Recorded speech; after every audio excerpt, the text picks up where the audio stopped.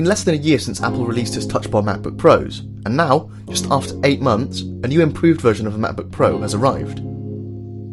The 2017 15-inch MacBook Pro has a few minor improvements from last year's model. Should you consider buying this laptop? Is it worth upgrading from previous generations of MacBook Pros? Well, let's take a look.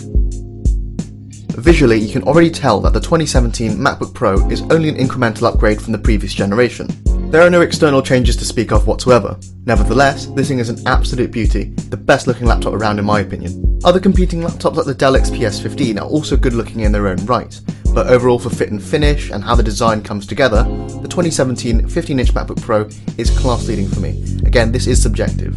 Like last year's model, the build quality is second to none. Full aluminium build, there's hardly any flex in such a thin device. The precision of the machining is incredible.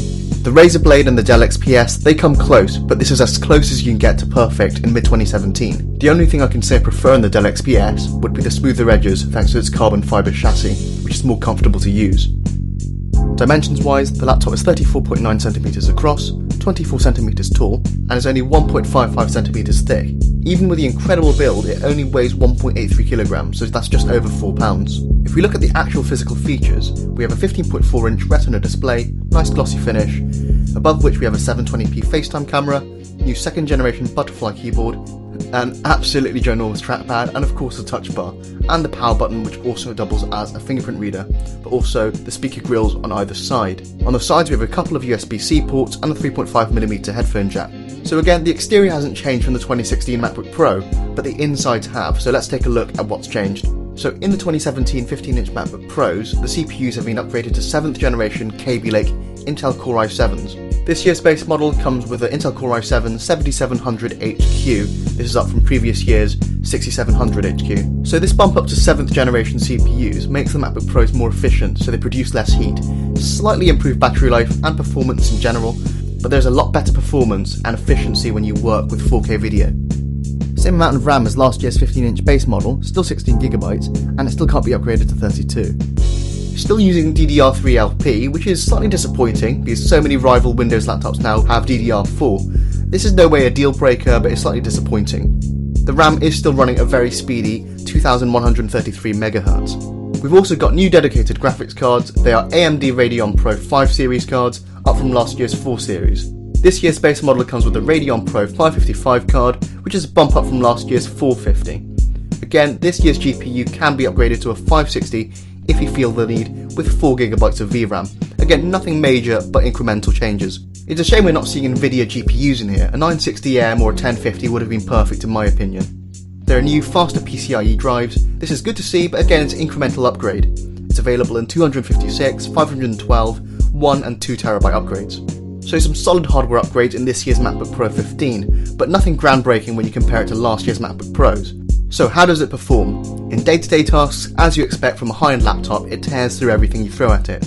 For more intensive tasks like 4K video editing, they're still kind of a breeze, but when it comes to gaming, it's possible, but don't expect to play the latest titles like Battlefield 1 on high settings, and again nowhere near the native resolution. And keep in mind you will need Windows to do that. Now moving on to the display. Again, same display as last year's model, a 15.4-inch Retina display running at a resolution of 2880 by 1800. Very sharp display, really vivid colours, really accurate, just like last year's, and it truly is one of the best laptop displays on the market. Yes, it's not a 4K display, but unless you're working with 4K all the time and you really need that pixel for pixel accuracy, it's plenty good enough for basically everyone. Speakers haven't changed from last year's MacBook Pro. Very loud, very bassy, produces very high fidelity sound, even at maximum volume. It's still the best laptop speaker on the market today. Again, not by a huge margin, some competitors do come close, but it's definitely still the best around.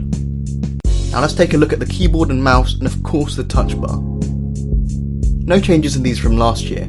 Same ginormous trackpad, and the second generation butterfly keyboard, and no changes in the touch bar.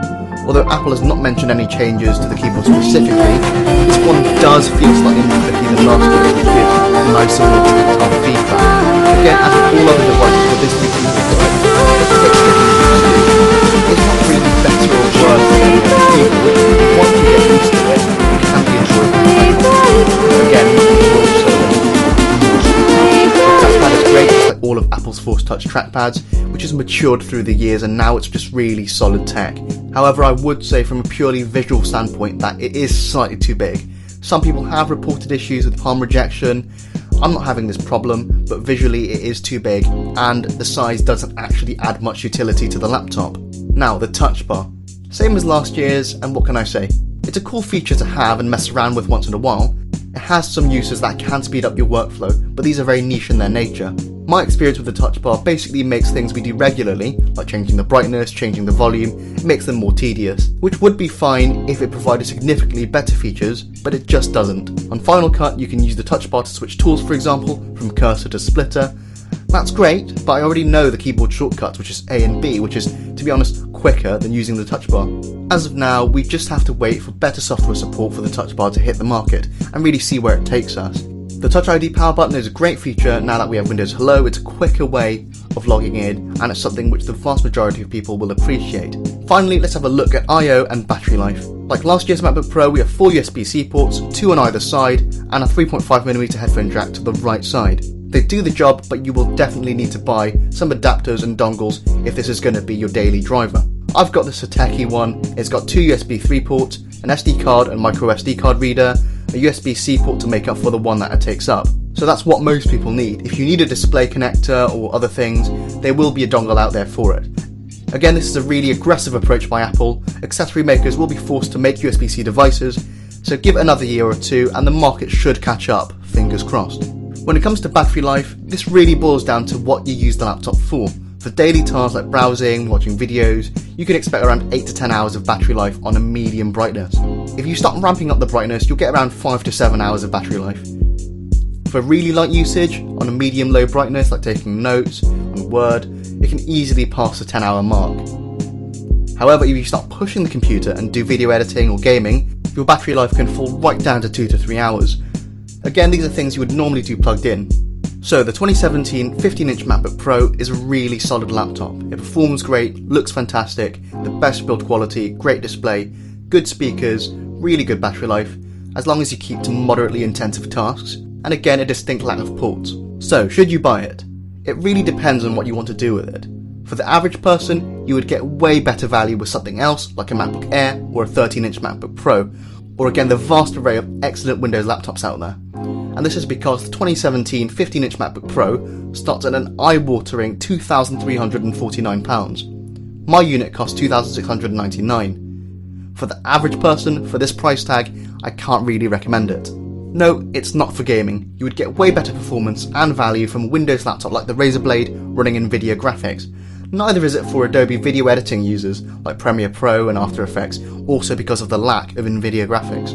If you're thinking of switching to this from a previous 15-inch MacBook Pro, if you have a 2015 or 2016 MacBook Pro, I wouldn't consider switching to this one. The tiny performance increase isn't worth the money, and neither is a touch bar in my opinion. However, if you have a pre-2015 15-inch MacBook Pro, you can definitely consider upgrading, but also take a good look at what high-end Windows offerings there are out there.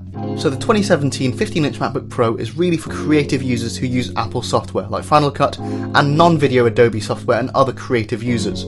If you use things like Final Cut Pro or Photoshop, things like that, it is a laptop which you can consider. But because of the price tag, it isn't a laptop I can recommend to everyone. Thanks for watching our review of the 2017 15-inch MacBook Pro. Don't forget to give this video a thumbs up if you liked it, and subscribe for more of the latest tech. What's your opinion of the 2017 15-inch MacBook Pro? Let us know in the comment section below.